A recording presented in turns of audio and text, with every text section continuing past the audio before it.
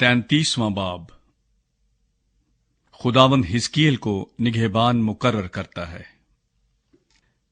پھر خداوند کا کلام مجھ پر نازل ہوا کہ اے آدم زاد، تو اپنی قوم کے فرزندوں سے مخاطب ہو اور ان سے کہہ، جس وقت میں کسی سرزمین پر تلوار چلاؤں اور اس کے لوگ اپنے بہادروں میں سے ایک کو لیں اور اسے اپنا نگہبان ٹھہرائیں، اور وہ تلوار کو اپنی سرزمین پر آتے دیکھ کر نرسنگا پھونکے اور لوگوں کو ہوشیار کرے، تب جو کوئی نرسنگے کی آواز سنے اور ہوشیار نہ ہو اور تلوار آئے اور اسے قتل کرے، تو اس کا خون اسی کی گردن پر ہوگا۔ اس نے نرسنگے کی آواز سنی اور ہوشیار نہ ہوا، اس کا خون اسی پر ہوگا۔ حالانکہ اگر وہ ہوشیار ہوتا تو اپنی جان بچاتا، پر اگر نگہبان تلوار کو آتے دیکھے اور نرسنگا نہ پھونکے اور لوگ ہوشیار نہ کیے جائیں اور تلوار آئے اور ان کے درمیان سے کسی کو لے جائے، تو وہ تو اپنی بد کرداری میں ہلاک ہوا، لیکن میں نگہبان سے اس کے خون کی باز پرس کروں گا۔ سو تو اے آدم زاد، اس لیے کہ میں نے تجھے بنی اسرائیل کا نگہبان مقرر کیا، میرے منہ کا کلام سن رکھ اور میری طرف سے ان کو ہوشیار کر۔ جب میں شریر سے کہوں، اے شریر، تو یقیناً مرے گا، اس وقت اگر تو شریر سے نہ کہے اور اسے اس کی روش سے آگاہ نہ کرے، تو وہ شریر تو اپنی بد کرداری میں مرے گا، پر میں تجھ سے اس کے خون کی باز پرس کروں گا۔ لیکن اگر تو اس شریر کو جتائے کہ وہ اپنی روش سے باز آئے اور وہ اپنی روش سے باز نہ آئے، تو وہ تو اپنی بد کرداری میں مرے گا، لیکن تو نے اپنی جان بچا لی۔ انفرادی ذمہ داری۔ اس لیے اے آدم زاد، تو بنی اسرائیل سے کہہ، تم یوں کہتے ہو کہ فی الحقیقت ہماری خطائیں اور ہمارے گناہ ہم پر ہیں اور ہم ان میں گھلتے رہتے ہیں، بس ہم کیوں کر زندہ رہیں گے؟ تو ان سے کہہ، خداوند خدا فرماتا ہے، مجھے اپنی حیات کی قسم، شریر کے مرنے میں مجھے کچھ خوشی نہیں، بلکہ اس میں ہے کہ شریر اپنی راہ سے باز آئے اور زندہ رہے۔ اے بنی اسرائیل، باز آؤ، تم اپنی بری روش سے باز آؤ، تم کیوں مرو گے؟ اس لیے اے آدم زاد، اپنی قوم کے فرزندوں سے یوں کہہ کہ صادق کی صداقت اس کی خطاکاری کے دن اسے نہ بچائے گی، اور شریر کی شرارت جب وہ اس سے باز آئے تو اس کے گرنے کا سبب نہ ہوگی، اور صادق جب گناہ کرے تو اپنی صداقت کے سبب سے زندہ نہ رہ سکے گا۔ جب میں صادق سے کہوں کہ تو یقیناً زندہ رہے گا، اگر وہ اپنی صداقت پر تکیہ کر کے بد کرداری کرے، تو اس کی صداقت کے کام فراموش ہو جائیں گے، اور وہ اس بد کرداری کے سبب سے جو اس نے کی ہے مرے گا۔ اور جب شریر سے کہوں، تو یقیناً مرے گا، اگر وہ اپنے گناہ سے باز آئے اور وہی کرے جو جائز و روا ہے۔ اگر وہ شریر گرو واپس کر دے اور جو اس نے لوٹ لیا ہے واپس دے دے، اور زندگی کے آئین پر چلے اور ناراستی نہ کرے، تو وہ یقیناً زندہ رہے گا، وہ نہیں مرے گا۔ جو گناہ اس نے کیے ہیں اس کے خلاف محسوب نہ ہوں گے۔ اس نے وہی کیا جو جائز و روا ہے، وہ یقیناً زندہ رہے گا۔ پر تیری قوم کے فرزند کہتے ہیں کہ خداوند کی روش راست نہیں، حالانکہ خود انہی کی روش ناراست ہے۔ اگر صادق اپنی صداقت چھوڑ کر بد کرداری کرے تو وہ یقیناً اسی کے سبب سے مرے گا، اور اگر شریر اپنی شرارت سے باز آئے اور وہی کرے جو جائز و روا ہے، تو اس کے سبب سے زندہ رہے گا۔ پھر بھی تم کہتے ہو کہ خداوند کی روش راست نہیں ہے۔ اے بنی اسرائیل، میں تم میں سے ہر ایک کی روش کے مطابق تمہاری عدالت کروں گا۔ سقوط یروشلیم کی خبر۔ हमारी असीरी के 12वें बरस के 10वें महीने की 5वीं तारीख को यूं हुआ कि एक शख्स जो यरूशलेम से भाग निकला था मेरे पास आया और कहने लगा कि शहर मुसख्खर हो गया। और शाम के वक्त उस फरारी के पहुंचने से पेशतर खुदावंद का हाथ मुझ पर था और उसने मेरा मुंह खोल दिया। उसने सुबह को उसके मेरे पास आने से पहले मेरा मुंह खोल दिया और मैं फिर गूंगा ना रहा। उम्मत के गुनाह। तब खुदावंद का कलाम मुझ पर नाजिल हुआ कि ए आदमजाद, मुल्क इस्राएल के वीरानों के बाशिंदे यूं कहते हैं कि अब्राहम एक ही था और वो इस मुल्क का वारिस हुआ, पर हम तो बहुत से हैं। मुल्क हमको मीरास में दिया गया है, इसलिए तू उनसे कह दे, खुदावंद खुदा यूं फरमाता है कि तुम लहू समेत खाते और अपने बुतों की तरफ आंख उठाते हो और खून रेजी करते हो। क्या तुम मुल्क के वारिस होगे? तुम अपनी तलवार पर तकिया करते हो, तुम मकरूह काम करते हो और तुम में से हर एक अपने हमसाए की बीवी को नापाक करता है। क्या तुम मुल्क के वारिस होगे?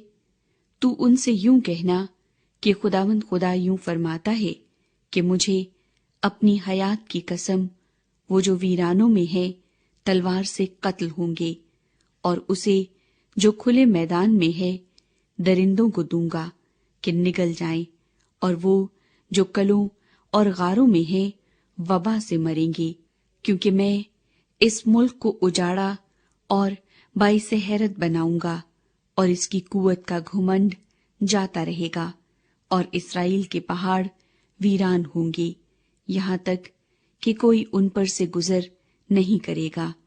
और जब मैं उनके तमाम मकरूह कामों के सबब से जो उन्होंने किए हैं मुल्क को वीरान और बाइसे हैरत बनाऊंगा, तो वो जानेंगे कि मैं खुदावंद हूं। नबी के पैगाम का नतीजा। पर आए आदमजाद, फिलहाल तेरी कौम के फर्जंद दीवारों के पास और घरों के आस्तानों पर तेरी बाबत गुफ्तगू करते हैं और एक दूसरे से कहते हैं, हाँ, हर एक अपने भाई से यूं कहता है, चलो वो कलाम सुने जो खुदावंद की तरफ से नाजिल हुआ है।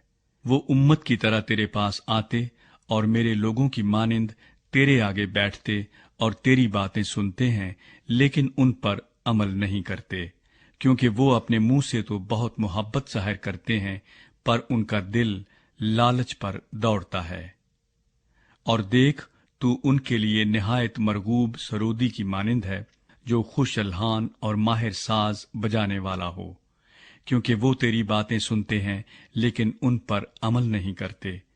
और जब ये बातें वकू में आएंगी, देख वो जल्द वकू में आने वाली हैं, तब वो जानेंगे कि उनके दरमियान एक नबी था।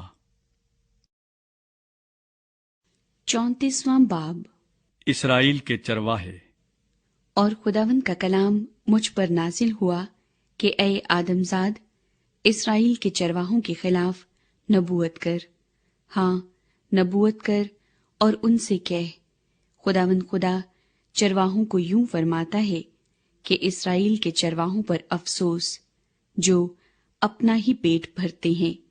क्या चरवाहों को मुनासिब नहीं कि भेड़ों को चराएं? तुम चिकनाई खाते और ऊन पहनते हो, और जो फरबा हैं उनको ज़िबा करते हो, लेकिन गल्ला नहीं चराते। तुमने कमजोरों को तवानाई और बीमारों को शिफा नहीं दी, और टूटे हुए को नहीं बांधा, और वो जो निकाल दिए गए उनको वापस नहीं लाए, और गुमशुदा की तलाश नहीं की, बल्कि जबरदस्ती और सख्ती से उन पर हुकूमत की, और वो तितर बितर हो गए, क्योंकि कोई पासबान न था, और वो परागंदा होकर मैदान के सब दरिंदों की खुराक हुई। मेरी भेड़ें तमाम पहाड़ों पर और हर एक ऊंचे टीले पर भटकती फिरती थीं। हाँ, मेरी भेड़ें तमाम रुए जमीन पर तितर बितर हो गईं, اور کسی نے نہ ان کو ڈھونڈا نہ ان کی تلاش کی۔ اس لیے اے پاسبانو، خداوند کا کلام سنو۔ خداوند خدا فرماتا ہے، مجھے اپنی حیات کی قسم، چونکہ میری بھیڑیں شکار ہو گئیں، ہاں میری بھیڑیں ہر ایک دشتی درندے کی خوراک ہوئیں، کیونکہ کوئی پاسبان نہ تھا، اور میرے پاسبانوں نے میری بھیڑوں کی تلاش نہ کی، بلکہ انہوں نے اپنا پیٹ بھرا اور میری بھیڑوں کو نہ چرایا۔ اس لیے اے پاسبانو، خداوند کا کلام سنو۔ خداوند خدا یوں فرماتا ہے کہ دیکھ، میں چرواہوں کا مخالف ہوں، اور اپنا غلہ ان کے ہاتھ سے طلب کروں گا، اور ان کو غلہ بانی سے معزول کروں گا، اور چرواہے آئندہ کو اپنا پیٹ نہ بھر سکیں گے، کیونکہ میں اپنا غلہ ان کے منہ سے چھڑا لوں گا، تاکہ وہ ان کی خوراک نہ ہو۔ اچھا چرواہا۔ کیونکہ خداوند خدا فرماتا ہے، دیکھ، میں خود اپنی بھیڑوں کی تلاش کروں گا اور ان کو ڈھونڈ نکالوں گا۔ جس طرح چرواہا اپنے گلے کی تلاش کرتا ہے جبکہ وہ اپنی بھیڑوں کے درمیان ہو جو پراگندہ ہو گئی ہیں، اسی طرح میں اپنی بھیڑوں کو ڈھونڈوں گا اور ان کو ہر جگہ سے جہاں وہ ابر اور تاریکی کے دن تتر بتر ہو گئی ہیں چھڑا لاؤں گا، اور میں ان کو سب امتوں کے درمیان سے واپس لاؤں گا اور سب ملکوں میں سے فراہم کروں گا، اور انہی کے ملک میں پہنچاؤں گا، اور اسرائیل کے پہاڑوں پر، نہروں کے کنارے اور زمین کے تمام آباد مکانوں میں چراؤں گا، اور ان کو اچھی چراگاہ میں چراؤں گا، اور ان کی آرام گاہ اسرائیل کے اونچے پہاڑوں پر ہوگی۔ وہاں وہ عمدہ آرام گاہ میں لیٹیں گی اور ہری چراگاہ میں اسرائیل کے پہاڑوں پر چریں گی۔ میں ہی اپنے گلے کو چراؤں گا اور ان کو لٹاؤں گا، خداوند خدا فرماتا ہے۔ میں گم شدہ کی تلاش کروں گا اور خارج شدہ کو واپس لاؤں گا، اور شکستہ کو باندھوں گا اور بیماروں کو تقویت دوں گا، لیکن موٹوں اور زبردستوں کو ہلاک کروں گا۔ میں ان کو سیاست کا کھانا کھلاؤں گا۔ اور تمہارے حق میں خداوند خدا یوں فرماتا ہے، اے میری بھیڑو، دیکھو، میں بھیڑ بکریوں اور مینڈھوں اور بکروں کے درمیان امتیاز کر کے انصاف کروں گا۔ کیا تم کو یہ ہلکی سی بات معلوم ہوئی کہ تم اچھا سبزہ زار کھا جاؤ اور باقی ماندہ کو پاؤں سے لتاڑو، اور صاف پانی میں سے پیو اور باقی ماندہ کو پاؤں سے گدلا کرو؟ اور جو تم نے پاؤں سے لتاڑا ہے وہ میری بھیڑیں کھاتی ہیں، اور جو تم نے پاؤں سے گدلا کیا پیتی ہیں۔ اس لیے خداوند خدا ان کو یوں فرماتا ہے کہ دیکھو، میں موٹی اور دبلی بھیڑوں کے درمیان انصاف کروں گا، چونکہ تم نے پہلو اور کندھے سے دھکیلا ہے اور تمام بیماروں کو اپنے سینگوں سے ریلا ہے، یہاں تک کہ وہ تتر بتر ہوئے۔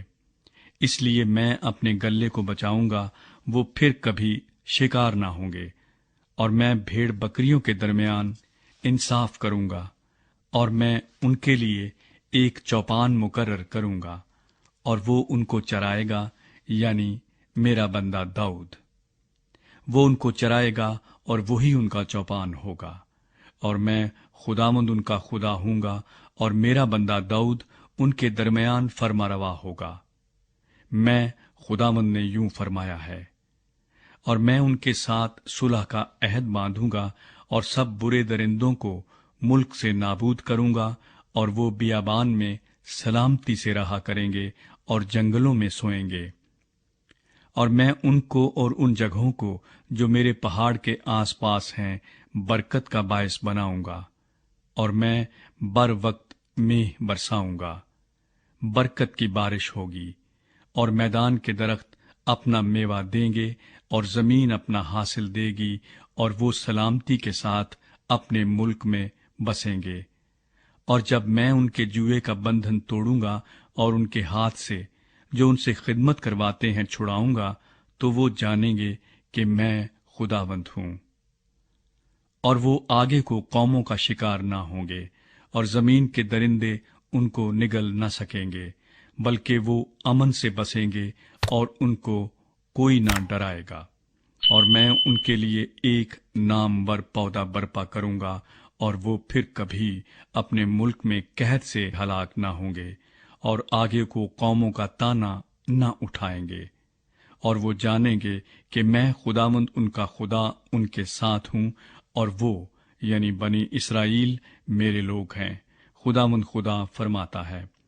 اور تم آئے میری بھیڑو، میری چراگاہ کی بھیڑو، انسان ہو، اور میں تمہارا خدا ہوں، خداوند خدا فرماتا ہے۔